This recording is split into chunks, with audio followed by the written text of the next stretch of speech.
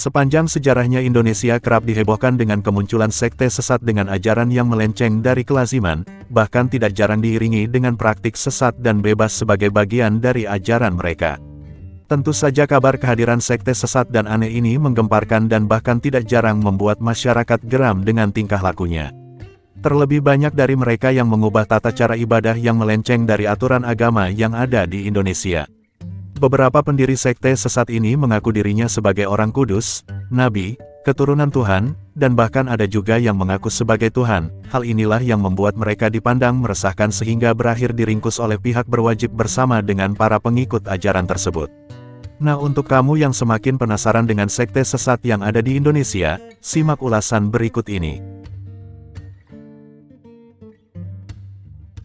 Sekte sesat yang pertama adalah Hakekok yang muncul ke permukaan pada awal tahun 2021. Aliran tersebut dipimpin oleh seorang pria yang bernama Arya. Ia berasal dari Kecamatan Cibungbulang, Kabupaten Bogor.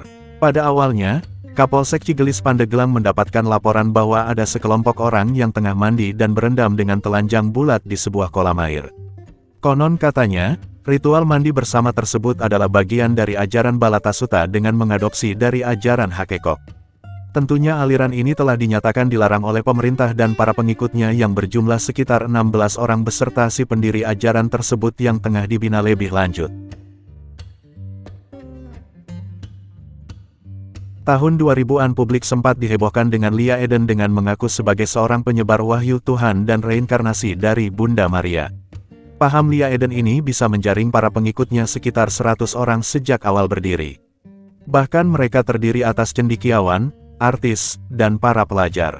Pimpinan dari sekte sesat Kerajaan Tuhan, Eden sudah 2 kali mendapatkan vonis hukuman penjara tahun 2006 dan 2008 karena kasus penistaan agama. Tapi, hal ini tidak membuat dirinya jera. Bahkan, pada 2015 silam, ia meminta izin kepada Presiden Jokowi untuk mendaratkan UFO di Monas. Kemudian, Lia Eden mengirimkan surat ke pejabat KPK dan Polri. Dia mengkritik kesesatan yang masih terjadi di Indonesia. Ia mengatakan bahwa Indonesia akan selamat bila menjadikan B.J. Habibie sebagai presiden. Sebab ia mengatakan bahwa B.J. Habibie adalah sosok yang jauh dari kemusyrikan dan tidak pernah bersekutu dengan Nyi Roro Kidul.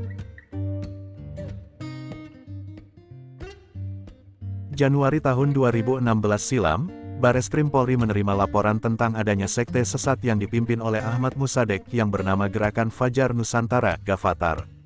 Musadek mengaku sebagai nabi setelah Nabi Muhammad.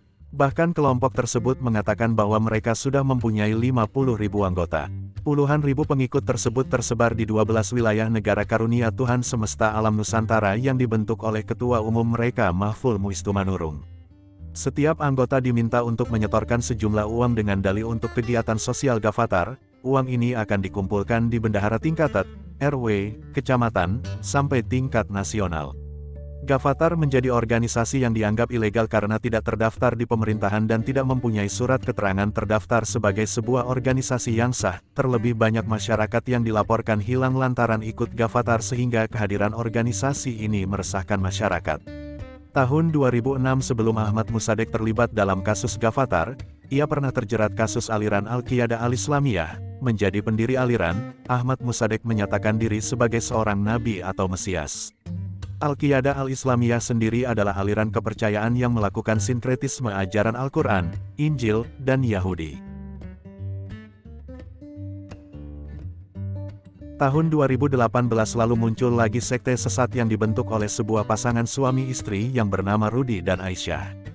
Keduanya dikenal sebagai umat muslim walaupun tidak pernah sholat berjamaah di masjid atau musola dekat rumahnya. Pengikut aliran yang dibuat oleh pasangan tersebut mayoritas berada di Jawa Timur dan Jawa Tengah. Berdasarkan pengikutnya, Aisyah mengaku sebagai Ratu Kidul yang mempercayai agama Sunda Wiwitan dan mengakui Al-Quran serta Allah, tapi Aisyah mengatakan bahwa Allah mempunyai makam yang mirip petilasan. Dia juga meyakini bahwa Nabi Muhammad adalah seorang perempuan.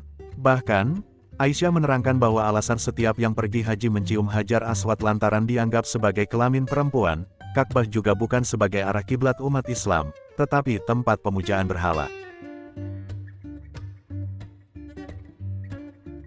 Sekte sesat berikutnya juga didirikan oleh seorang pria yang mengaku sebagai kudus, tepatnya sebagai seorang Imam Mahdi.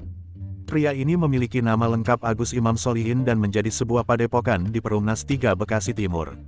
Dalam ajarannya, sekte sesat ini menyuruh para anggotanya supaya meninggalkan sholat dan puasa. Ia menganggap bahwa kedua hal tersebut tidak sesuai dengan perintahnya. Lebih parah lagi, Satria Piningit Weteng Buwono ini mengharuskan seluruh pengikutnya untuk bersetubuh bersama-sama di dalam sebuah ruangan. Karena laporan masyarakat yang geram, Agus ditangkap dan dihukum selama 2 tahun 6 bulan penjara. Sekte sesat berikutnya yang cukup banyak diperbincangkan adalah Surga ADN. Sekte ini dipimpin oleh seorang pria yang bernama Ahmad Tantowi. Salah satu ajaran sesat yang dilakukan dalam sekte ini adalah anjuran untuk tidak melakukan sholat dan cukup diganti dengan membangun sebuah rumah istana di tempat tinggalnya. Bukan hanya itu, sekte ini juga memiliki cara untuk penyucian dosa bagi para perempuan dengan cara disetubuhi. Lantaran ajaran sekte ini sesat, Ahmad Tantowi dengan ke-8 orang pengikutnya ditangkap tahun 2010. Itulah sedikit ulasan tentang sekte sesat di Indonesia, dan akhir kata Mimin pamit undur diri dan sampai jumpa di video selanjutnya.